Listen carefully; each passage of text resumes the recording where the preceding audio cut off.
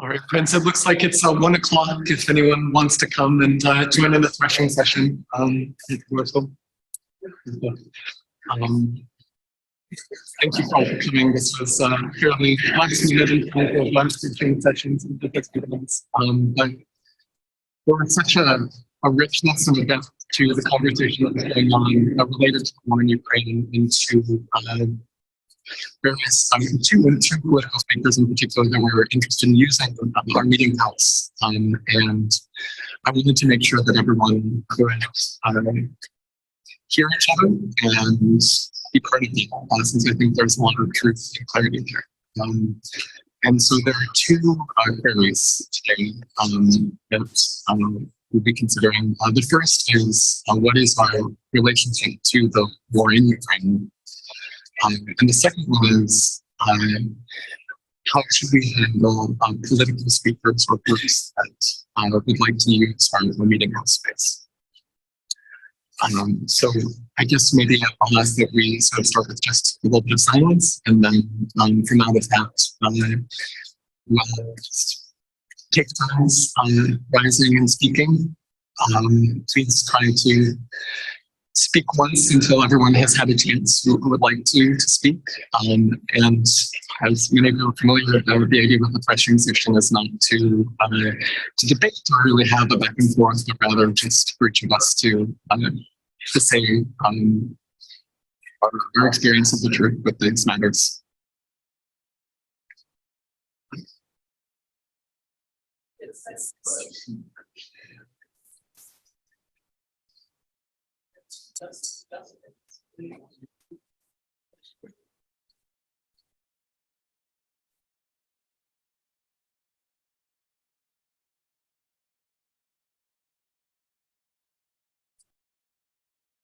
Oh, okay. Yeah, sure. Well, we already did. Yeah, we're just ready.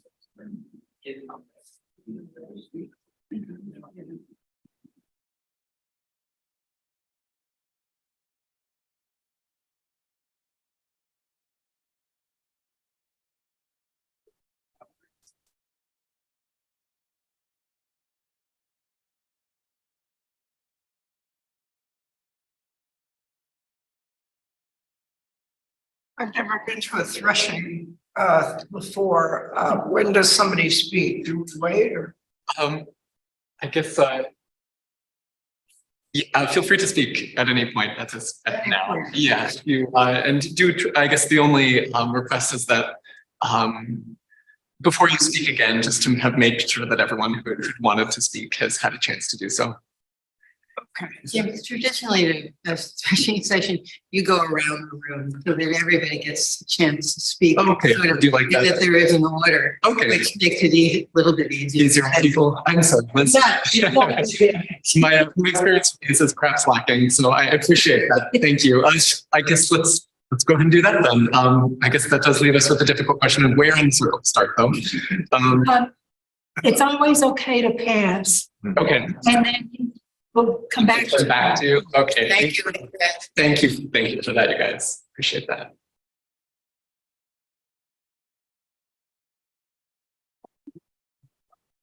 Start if you don't mind. I think the thing that's impressed me over the last 4 or 5 days is it's time for me to start thinking about the war a little bit more. It's time for me to stop being kind of quiet and silent and not think about it. So yeah, I bought the book and I've started to read it. I don't read as fast as Walter, but I am reading the book slowly. And yesterday I went over to the state capitol. I didn't know that we'd spoken to Benjamin before, so I didn't really identify myself as somebody from the Friends meeting, but I did strike a conversation with somebody. It does help to have bumper stickers on your cars. The guy behind me had just bought a mandolin, so we talked about that for a moment. And then he said, "Where are you headed?" And I said, "Well, I'm going to walk around the grounds, and then I'm interested in the rally." And he said, "Oh, they're wonderful people." He was part of the rally, so got to talk with Dave, introduced myself, and we got to talk for a while. So I walked, they were still getting ready. So I walked up and there was a rally up on the steps that was, I'm not sure the group that did it, but it was women and they were activists for gun control and they were speaking to sensible gun control, universal background checks and I watched a couple of their speakers. One of them was a young high school student that gave a wonderful poem, very powerful. And then I walked, listened to another speech, and then I walked back around to the front where the rally is at the 12th and Congress, and I saw the families. There were families of Ukrainian families there standing in line with their flags, and the first thing I saw was a 10-year-old turned my way with a sign that said, "Arm Ukraine now." It just really unsettled me. It unsettled me to go from this speaking of peace to let's put weapons in people's hands in a sign by a 10-year-old. So I listened quite a while to the folks, and the major emphasis of the speakers, the Ukrainians, was in fact the horrible situations of the war and the criminal activities of Putin, and I feel every one of those. In fact, I told Dave at one point, I said, other than people standing in that line, there's nobody here that understands what it's like to hear bombs going off and have your homeland invaded. I don't. And so I can say I feel for them, but I don't know what that's like. And then I think the part that really got, the only time I got kind of bothered perhaps in conversations with Dave was at one point it became, the discussion was, he was leading me to the point that if I didn't support sending arms, then I was not supporting Ukraine. And I can't tolerate that because I'm involved with a project that deals with Zaporizhia nuclear power plant. And the woman who was speaking was from the Zaporizhia region. And I mean, my heart is going out to this person who is in the middle of a war zone right next to a nuclear power plant. So anyway, I've spoken. My feeling is this: I can't get past that barrier at this point where it's okay in my mind to send F-16s to Ukraine. I can't get to that point, and I feel like my position is important there, even if it's not quite right, because I think that influence, that peace focus on influence, somebody's got to be that voice, and that's how I feel.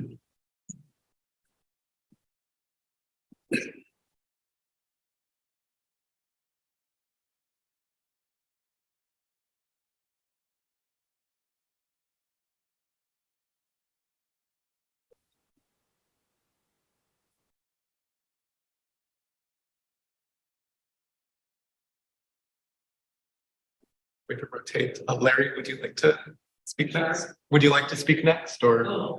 No, thank you. Okay. Sure, I'll put this back. I can go ahead and speak.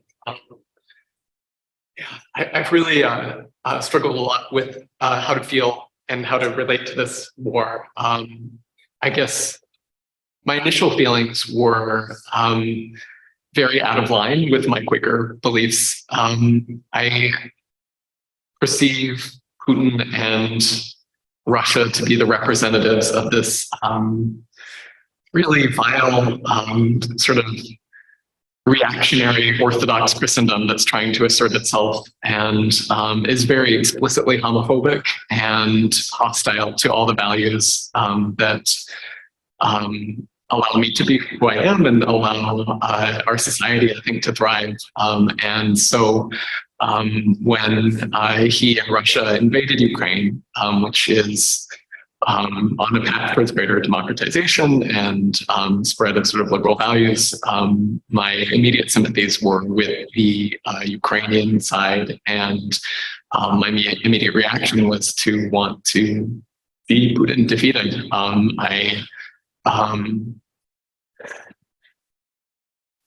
I've sort of, it's for me to reconcile that with the belief that war is just an inherent evil, and that providing arms and being part of an escalation could lead to truly horrific and worse outcomes for everyone, for the people in Ukraine and everywhere around the world, potentially. And I honestly don't know how to engage with this.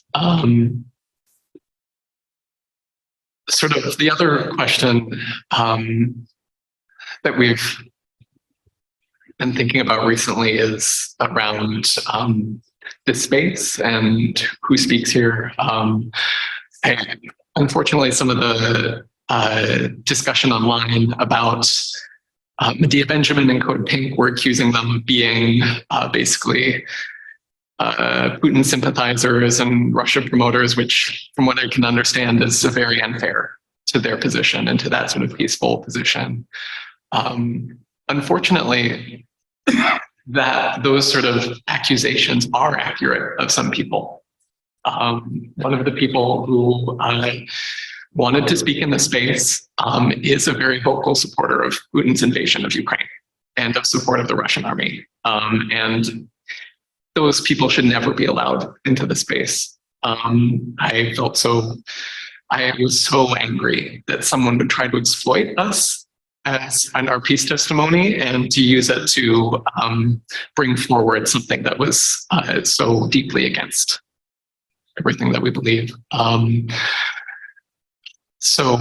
it's so hard, since I think honestly that was Scott Ritter and Jeff Norman with a U.S. tour of duty. And at one point, I do believe that Scott Ritter, he was involved with the weapons or the inspection in Iraq. And perhaps at one point in his life, he was a real voice for peace and for good things. But unfortunately, the last few years, that has he's taken a different course and has become sort of a correspondent for Russia Today, and is also very open about his positions on their Twitter feed. So it's and which made me then, when Medea Benjamin, it made me very skeptical. I just, after seeing that, I was very on high alert, basically, that anyone who is sort of coming to us in this way was suspect, that there is this, there really are people who are bad actors in this. But I don't think that is the case for Medea Benjamin. I was so heartened yesterday. Joanna has been corresponding with Code Pink, and the Ukrainian community has wanted to have a voice at this event. And Medea Benjamin and Code Pink were welcoming them to do that. And I am so sorry, I have to teach tomorrow evening and won't be able to be there, but that gave me so much heart that was how that they're engaging with this.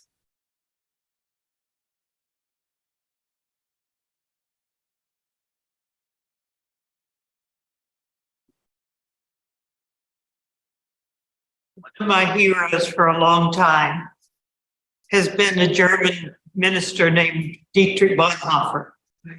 One of the things he wrote was that your principles can't be something that you rely on instead of your judgment. Otherwise, you're no longer free. And the principles are your beliefs or your testimonies. Now, Dietrich followed through with this. He was arrested trying to kill Hitler and was hung for it. But the point to me is that I can't just say, oh no, I'm against war, and leave it at that. At the same time, I feel no inclination to say, oh yes, please bring us some hate speech.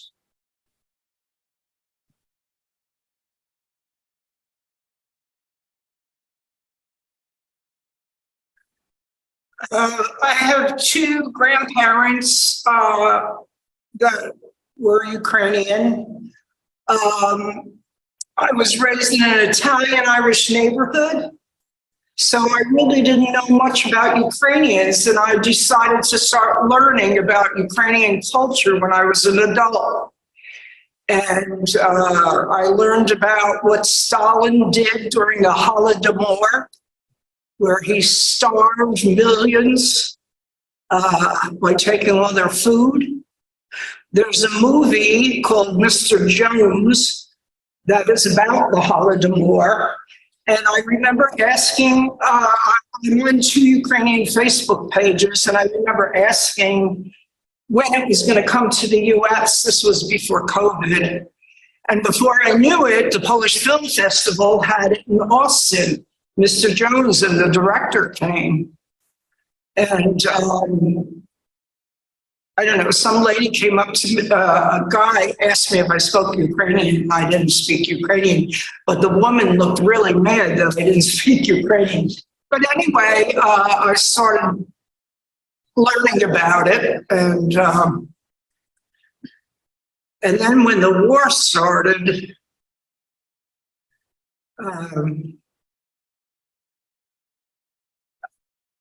I don't like war, and I feel like there should have been a negotiation a long time ago. I believe in protecting your country, but I don't want to see aggression where they, go back and forth aggressively.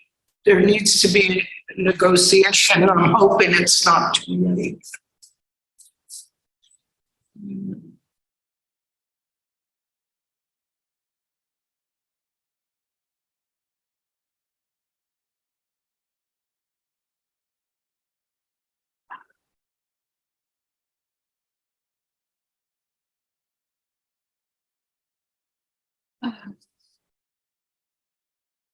I'm Glenna.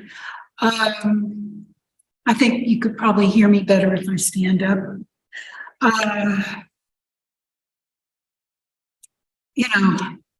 Diplomacy is better. Almost anything is better than war. But I don't see how diplomacy can work in this case. As far as I know, the Ukrainians haven't done anything wrong. They're just being killed. If I would figure out what I would do personally, so I was younger, I'm sorry. I haven't worked it out, but I'm not pro-Russia. And right now, and I am pro-Ukraine. And they can't win unless they have weapons. And I know that's not a good Quaker statement. Thank you.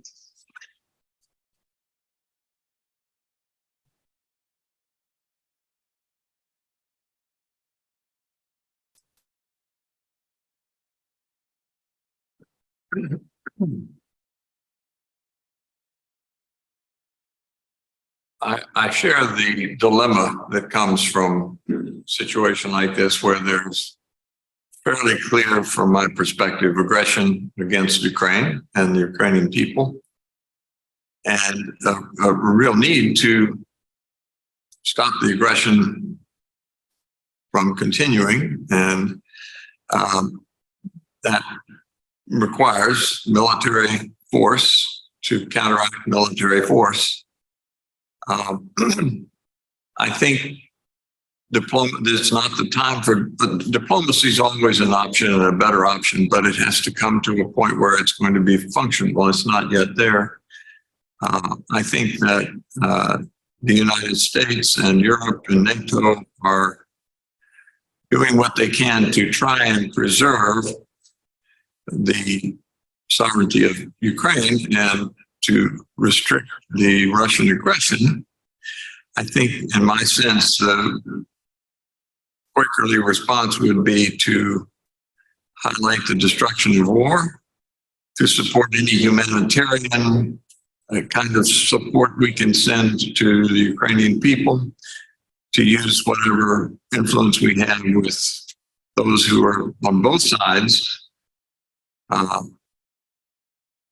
I think that right now we're in the middle of a conflict that is not going to disappear for some time, and that it is appropriate to support the Ukrainian people in their need, just as we would do that if we were being invaded in some way, or our cities or country was being invaded. So it's difficult. It's difficult indeed. The Friends Committee on National Legislation is advocating funding from the United States government for 3 agencies that confront aggression and that support peaceful diplomacy. And so if someone is looking for a way to advocate for that, the FCNL advocacy team certainly would welcome any interest in that. And at some point, we'll be visiting our senators and representatives to try and support the FCNL focus for this year.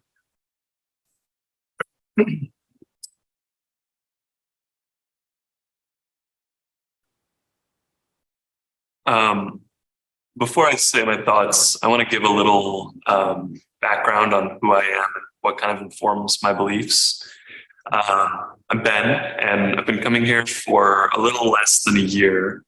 I'm not a formal member of the meeting yet, although I hope to be at some point in the coming years. I'm a member of an organization called the Democratic Socialists of America, and I'm on the leadership committee for the Austin chapter. And the DSA has been accused by many in the national discourse of being a pro-Putin voice, which I don't think is fair. I think they've taken a very principled and correct decision in where they stand on the war in Ukraine, where we stand on the war in Ukraine, which is that we condemn the invasion, but we also condemn US and NATO armament of Ukraine. I've been thinking a lot for many years, not just in the context of this war, but in the context of world history and all wars, about the question of violence. And being in the DSA, I do a lot of work in solidarity with, colonized people, including the Palestinian community here in Austin. And something I often hear is that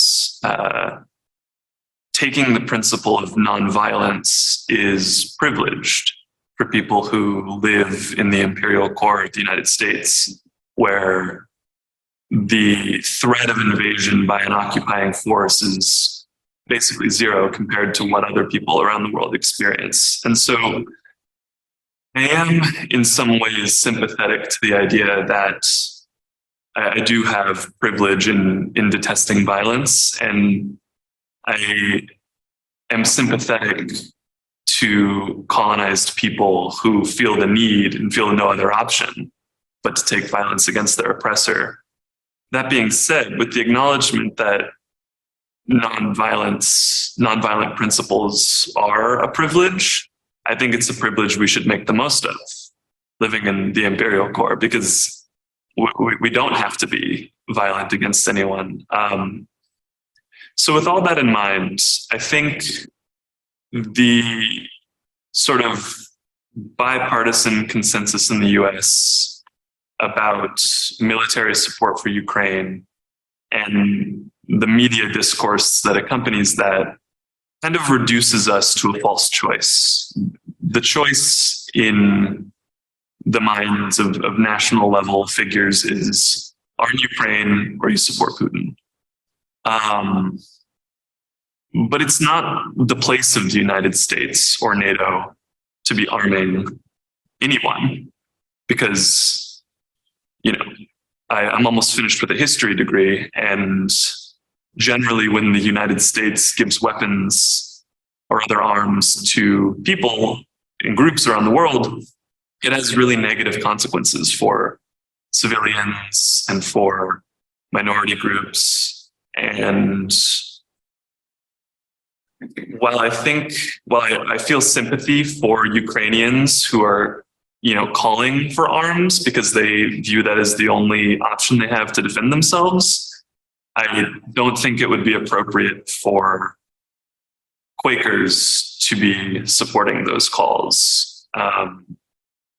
Because we have the privilege of our nonviolent principles, and we have the privilege of foresight on history that says the United States and NATO sending arms to anyone is generally a disaster for world peace. So I think our position needs to be a nuanced one, and we need to acknowledge the, difficult situation Ukrainians are in.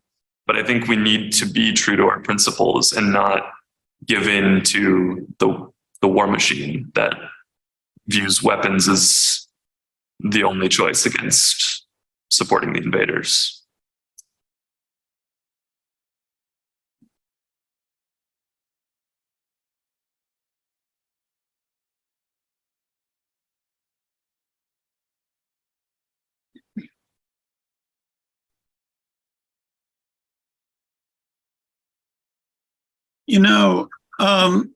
I've always felt that the peace testimony was the hardest Quaker testimony. I joined the Society of Friends and embraced the peace testimony during the Vietnam War. And I have to admit to myself that it's easier to do that when you're in the midst of an unjust war. And I've tried that on myself in various circumstances. Do I still believe this in the face of this aggression or that resistance? And one of the things that makes it really complicated for Friends is, on one hand, we feel, many of us, most of us, I think, that there is an option for nonviolent civilian defense, as was used by Gandhi, and it has been used in various instances around the world. And yet, in the real instance of someone under threat of violence, we do not feel that we can exercise the hubris of telling attacked or oppressed people what they must do to defend their lives and their humanity and their homes. So we don't offer advice to the Ukrainians or the Yemeni or the folks in Afghanistan, Iraq, but we do see, in speaking in purely practical terms, that in most cases, military engagement, even as military arms assistance, almost invariably backfires on someone. Sometimes it's everyone. And so we hold to this testimony that we may live in the life that takes away the occasion of war. This is not a political position. It's a spiritual position. We believe that peace out of conflict is possible.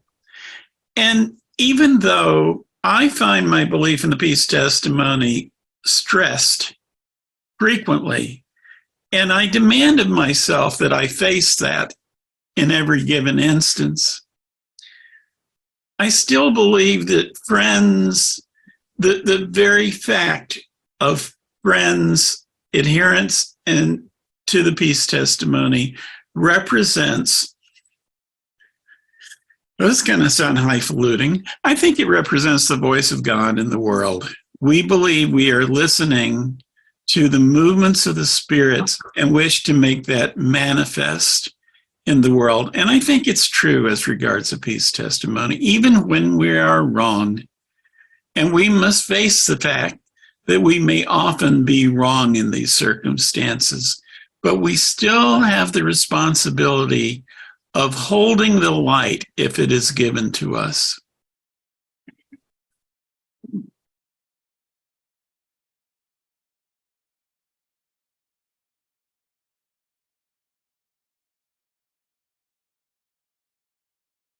I've been, well, I actually come from 3/4 of my grandparents came from Ukrainian background.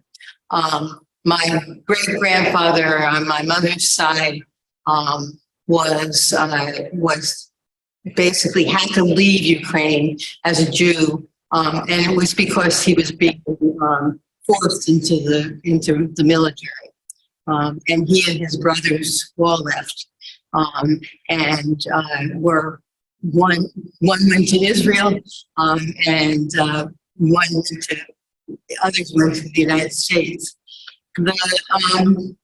So I have some sense of that. I have some sense that is a complicated thing to say, because it may or may not have been the Ukrainians that were forcing the military, and they had been the Russians, as it seems to be at this point. It's very complicated. It goes back a long way in terms of those two pieces of geography.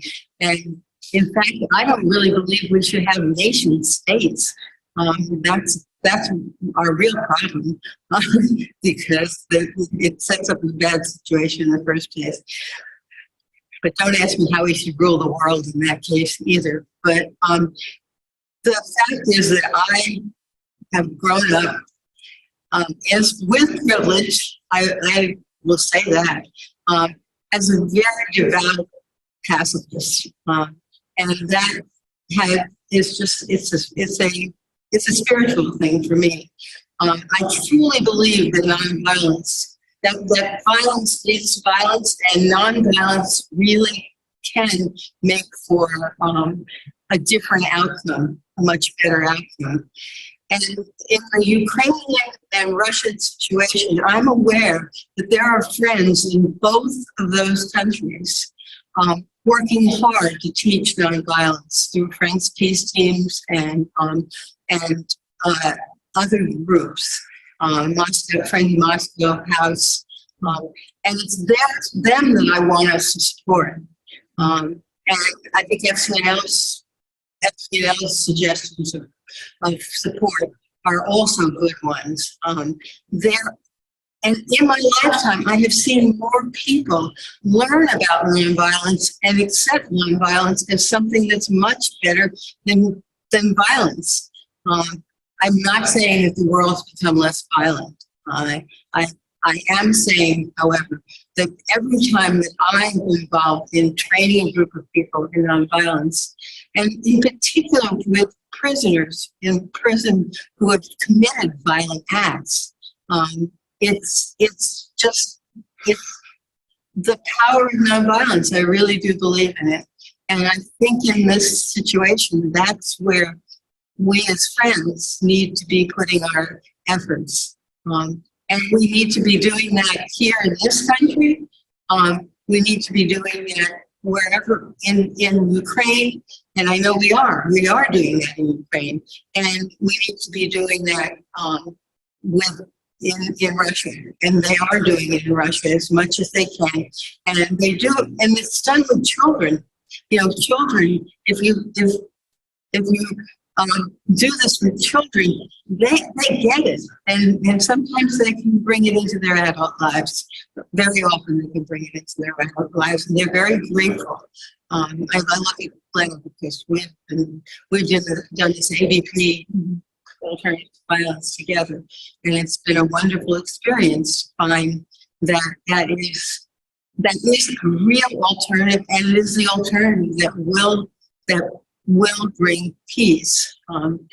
Difficult to think about in this situation, but I just cannot support arms going to Ukraine as much as I think Putin is, is being a strong man. It's a horrible situation.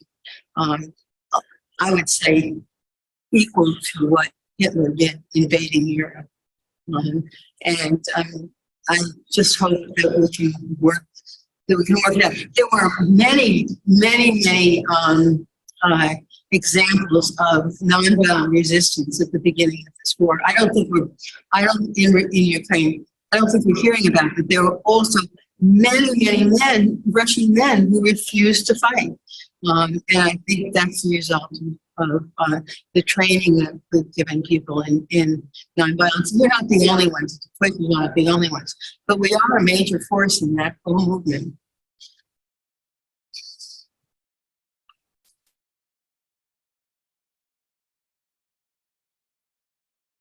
The first query for today is where do we stand on Ukraine or something along those lines? And about a year ago, almost a year ago, we minuted concern grieving the loss of life in Ukraine and Russia and calling for courageous peacemaking. That minute was carried forward to South Central Yearly Meeting in 2022 and resulted in a minute that South Central Yearly Meeting put out as well on the topic of Ukraine. And one of the questions that I have is whether we should be, reviewing those to see if they still hold up and perhaps coming forward with a new minute. I would like to read just one sentence from the minute that Friends Meeting Austin minuted last year. The whole thing is very short, but I'm just going to read one sentence. We call on combatants and non-combatants alike to work together towards an immediate ceasefire, towards new opportunities for diplomacy and compliance with international law, and towards humanitarian aid, rebuilding, and reparations. And so I wonder, I mean, we've heard a variety of perspectives on whether we should or should not be supporting arming Ukrainians, but I think that a call for a ceasefire followed by humanitarian aid is something that I'm going to use like the wrong phrase here, but it's a good faith argument that I think we probably all could get behind, even if we are in favor of supporting the rights of individuals to defend themselves when invaded. The thing that I keep coming back to and I like this phrase, courageous peacemaking, is that you don't make peace with your friends. You make peace with your enemies. And it's hard. And the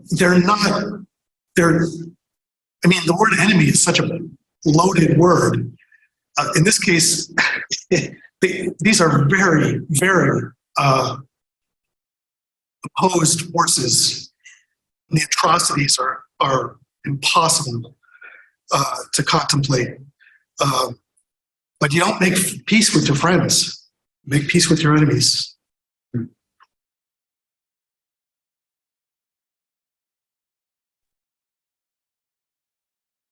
I would like to second Jim's suggestion that we consider an additional minute. I guess have a couple of things I'd like to say about that. One, I read Medea Benjamin's book. I skimmed it. I read it as fast as I could. But I got a sense out of it that we should be able to fairly easily construct a minute that goes beyond the one that we did. One reason I think that is that it seemed very clear to me in what she wrote that we're in this situation we're in now in Ukraine because the mixed two accords were essentially not carried out on the Ukrainian side because of corruption in Ukraine and because the United States was building up Ukraine militarily. Those accords would have ceded the Donbass and the Luhansk and I think Crimea regions to have like some independent status to be aligned with Russia,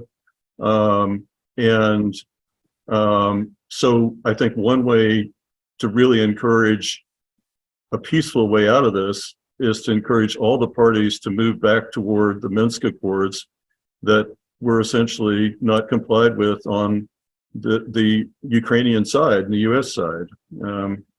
And the other thought that I have about this is that, you know, some of us were children during the Cuban Missile Crisis.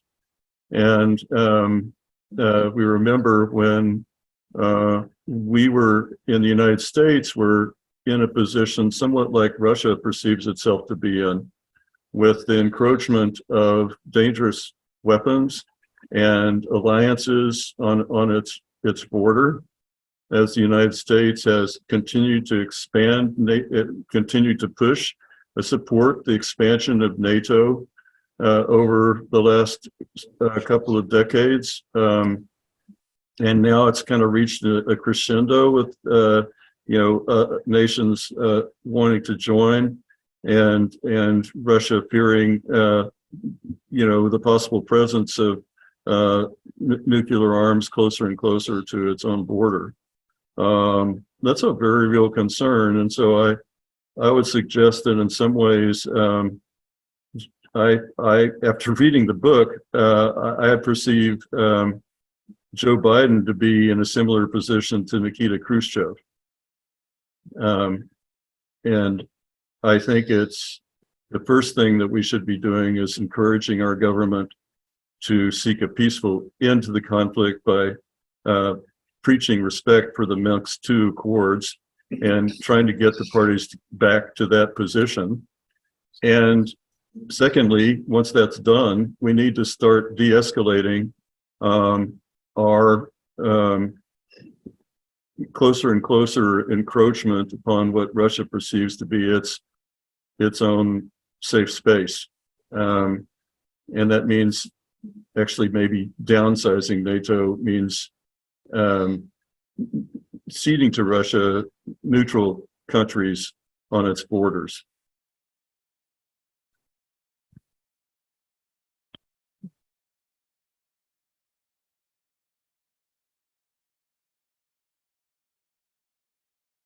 It was really easy to oppose the Vietnam War and very easy to oppose the U.S. invading Iraq and our involvement with the Kuwait invasion in response to the invasion. And the support our government had given to repressive governments in Central America. I spent some time while that war was going on in El Salvador. I went there maybe 3 times while the war was going on. And in one delegation, we were staying the night in a city before we went into a village that was more of a combat area. But in the city, we were near a military base that fired off missiles during the night. And it was amazingly loud and ugly and scary. And every time you'd hear one go off, you'd wonder, where is it landing and what is it doing?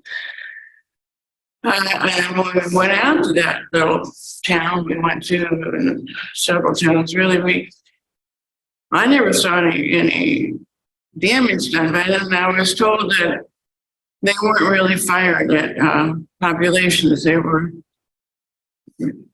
I don't know the point of it, frankly.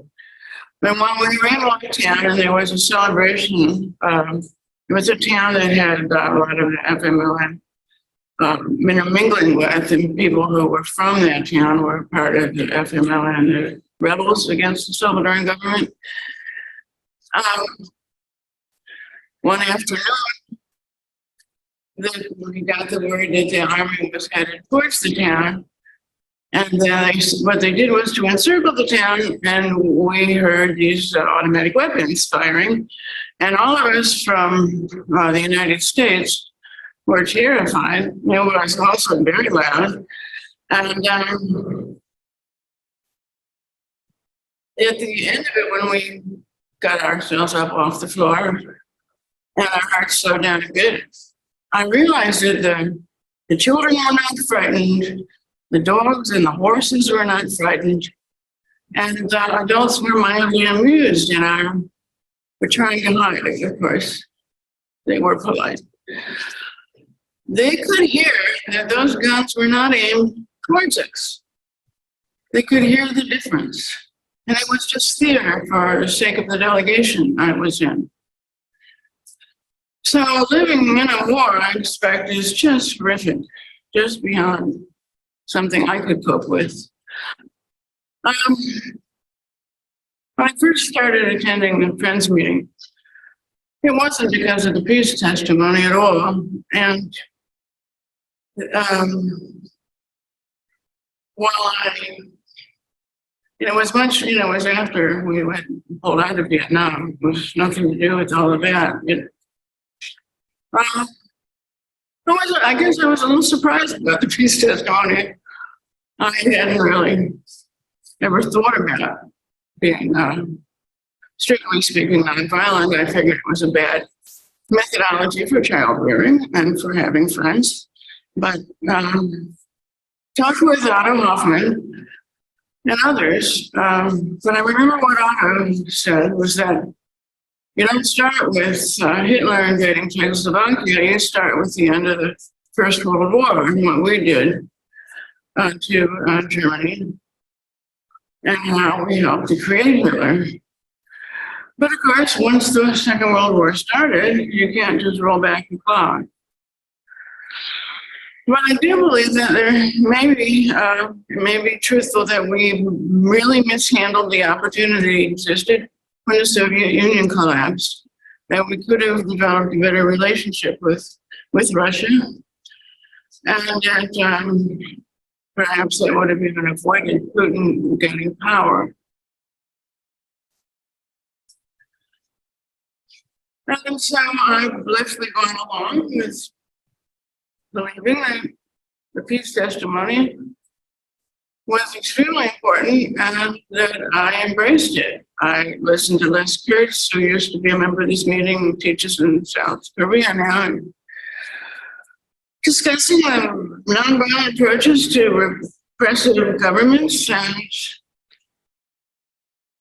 when that invasion started last year, all of that, I don't know, I didn't know what to think. I don't still know what to think. I'm very, very, very challenged by this situation.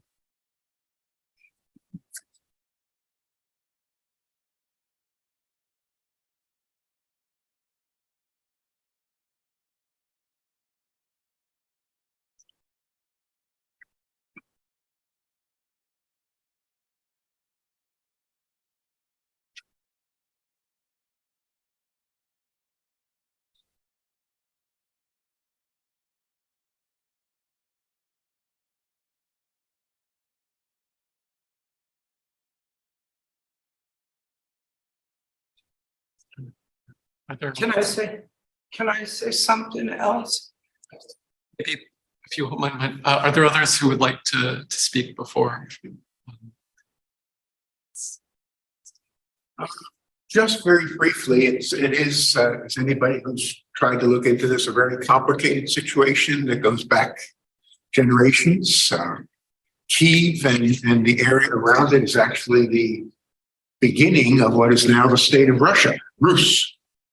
The Vikings came down and settled in that area, and the territory called Rus back in the 13 and 1400s is where the whole Russian civilization began.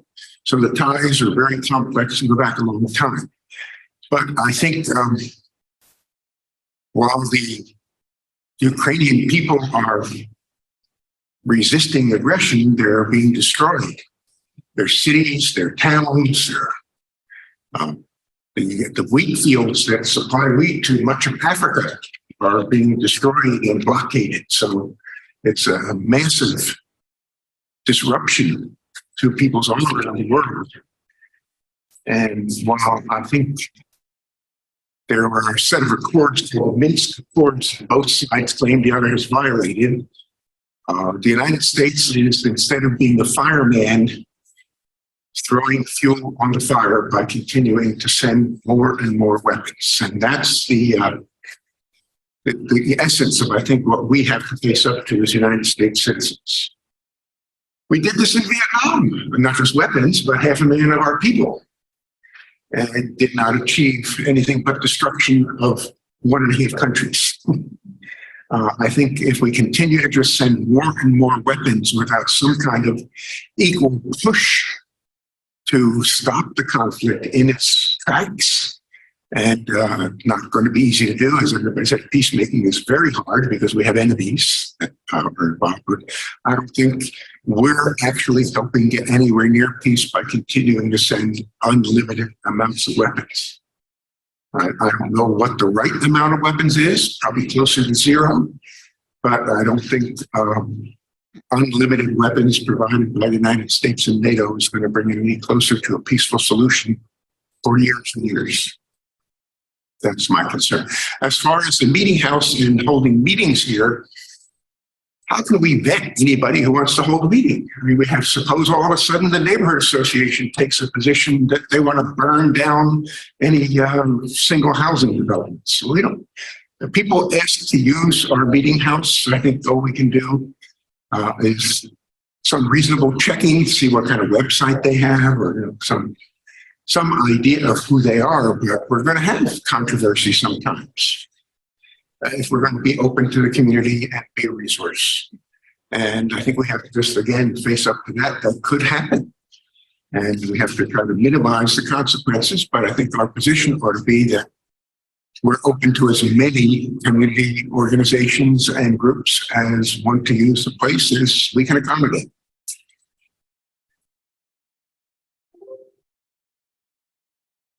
On the last question, I just want to say, Mr. Doc speaks my mind. On the other, I find myself in both camps. I remember Pearl Harbor Day, and I'm very much a child of the Second World War.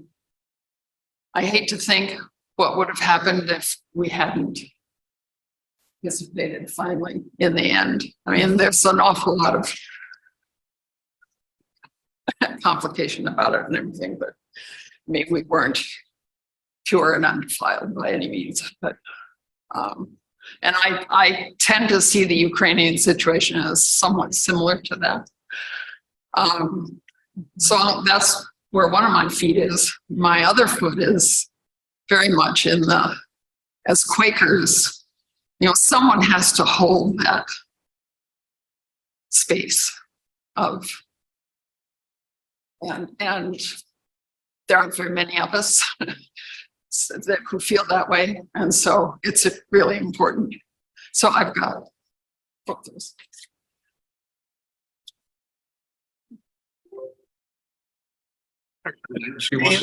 I did see someone online who was also. Paul was trying to get recognized here. Yeah. Hi. I've been Quaker for a long time. And as another person mentioned, it was really easy to oppose the war in Vietnam, the war in Iraq. But this one is really different. And what's different about it, I believe, is us. We have so much technology now that this is like the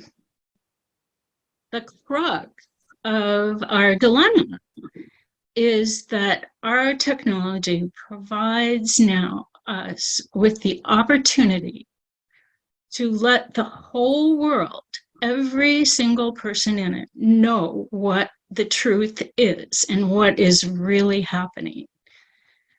However, with that comes the knowledge of the details of the aggression.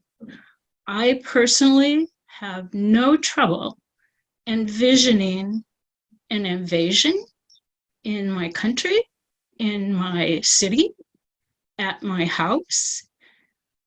I can see what the invaders are doing. They are bent on wholesale destruction and death in Ukraine. I had somebody tell me that they thought Putin wants Ukraine back so much because he loves it. And this isn't a sign of love, raping and killing and stealing people's children and destroying the crops and all the infrastructure and endangering the nuclear power plants is not a sign of love. This guy is unhinged. And now we can truly see that because we have the technology to do it. Now, how are you going to negotiate with a person who doesn't care anything about you? How are you going to get him to stop destroying and murdering every threat he encounters? I mean, Ukraine isn't the first one. Chechnya was decimated by Putin. And so, in my estimation, I've paid a lot of attention, like you. I don't think, I mean, your minute that you wrote last year was really, really good. And I think it's just the way it is. It's still really, really good. And that is what we have to hang on to with a life grip. But what good is it going to do us if it causes us to sacrifice hundreds of thousands of lives of people and animals and plants, and I believe that we have to support Ukraine militarily. That it's not just Ukraine. You know what? Then Poland comes next. And that's why Poland's giving them MiG airplanes, because they know they're next. And Slovakia is also really scared. So it's not a threat, it's a reality. We know what will happen. And we know a lot now, and we know how stupid it would be to let that guy keep on doing what he's doing.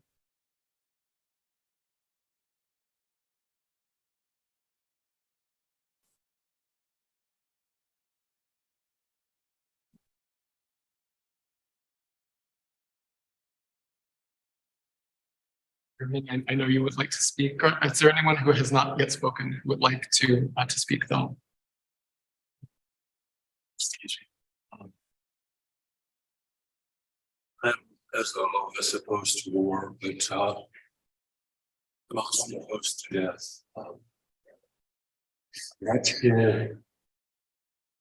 What exactly constitutes genocide? But what Putin is doing appears to me to be more than just a war. He seems to be taking on an attempt to destroy the Ukrainian people. His targets have not been targets where he's trying to get territory. His targets are killing children, women, and intent. Destroying buildings that have no military significance whatsoever. And I don't know what saying that. I don't know what we can do to oppose that, really. It seemed like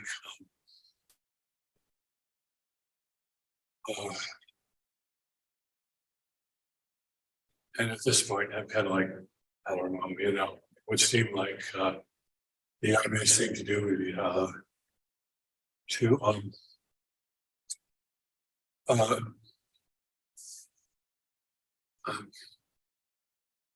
to Ukrainians with supply them with weapons and that, but at the same time, we have to remember that this world is right now at this moment closer to nuclear destruction than it ever has been since the Cuban Missile Crisis. I really believe that.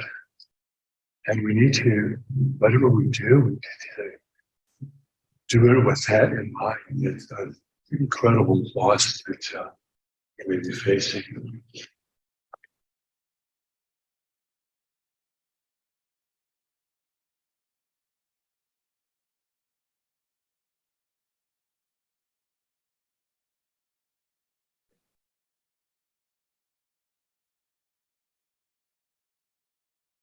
For anyone else who hasn't had a chance to speak yet, would like to speak. Howard.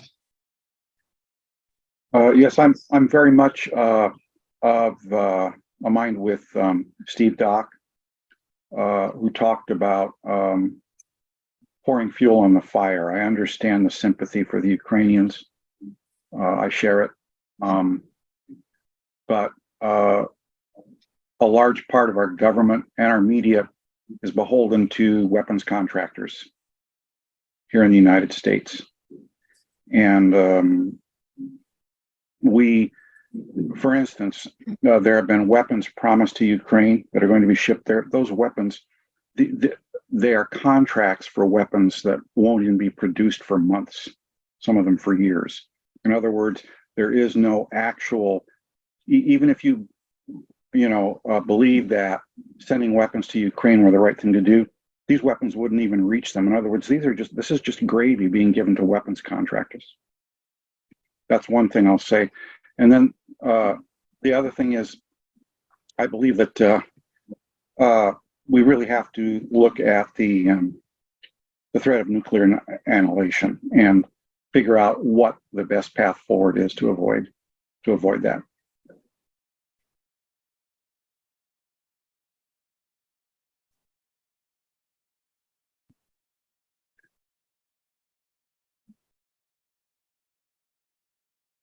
Thank you so much for your patience, Irene. I just feel like Putin looked back and saw what Stalin did during the Holodomor. And when I was younger, I worked with an ethnic Scandinavian surgeon, and he asked me what my grandparents' last name was. And I told him, and he says, "Oh, that means peasant." And I said, "No, it doesn't. It means musician." I looked it up in the dictionary. And I think probably has that idea that Ukrainians are still peasants, and it's not true.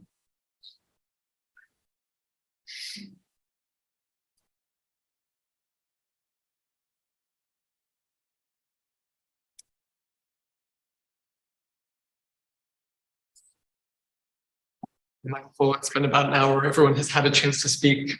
Perhaps a friend who's more seasoned in these things can advise me on how one would conclude a threshing session, or if we would like to continue. I think That's it? That's it? that's it. Yeah. Okay. If anybody wishes to speak again.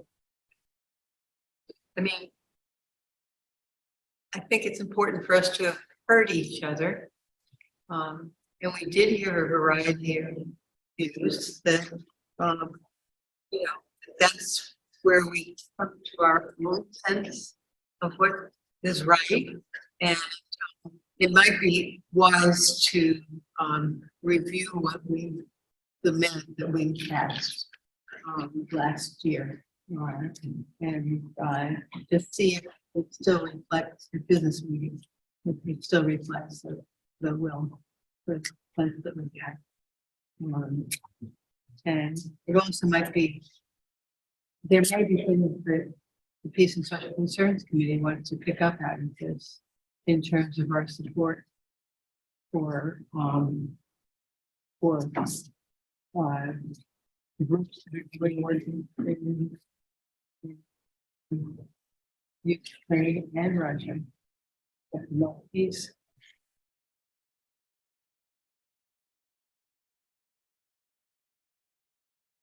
The other thing is, I think it'll be helpful for those who can attend tomorrow night to have heard. Yes, absolutely. So tomorrow night at 7:00, will be the speaker. At 6:30, they'll be having some dinner as well. I think it might be nice to have copies of our minute. Exactly. And the other thing is, I would hope that no one thinks that they can speak to the meeting. I would hope that, I can't hear you. yeah, I would hope that no one thinks that if they speak tomorrow, that they speak for the entire meeting. They speak for themselves, because we didn't propose to present our position at this, and I think that's really important for us to remember that when we speak as individuals, we're not necessarily speaking as the meeting. We can say that we belong to a group that has this position, but that's not the same thing as representing the meeting, unless we send somebody to represent the meeting in some particular capacity. It might be worthwhile, because it is relatively short, to read our minute from last year, if I can. Minute 22020402. Friends Meeting of Austin calls for courageous peacemaking in the Ukraine-Russia conflict through the following statement. We grieve the loss of Ukrainian and Russian lives and call for courageous peacemaking. We utterly deny all outward strife, all outward wars and strife, and fighting with outward weapons for any end or under any pretense whatsoever. And this is our testimony to the whole world. Declaration of Friends, Charles II, 1660. Friends Meeting of Austin strongly condemns the attack by Russia on Ukraine and the ongoing war. We call on combatants and non-combatants alike to work together towards an immediate ceasefire, towards new opportunities for diplomacy and compliance with international law, and towards humanitarian aid, rebuilding, and reparations. Quaker testimony for over 350 years has affirmed the sanctity of life while actively seeking to build peace among all nations and addressing root causes of violence. Austin Quakers grieve the loss of life from this senseless aggression. We know there are people in Russia and Ukraine and throughout the continent working tirelessly for peace and reconciliation. We uphold and stand in solidarity with them and call on our elected officials to find the courage to join all peacemakers during this violent and perilous time. So I would say we called out Russia and demanded peace and ceasefires, and did certainly not come out in support of sending unlimited weapons. And I'll have a bunch of those copies printed for tomorrow night. Yes.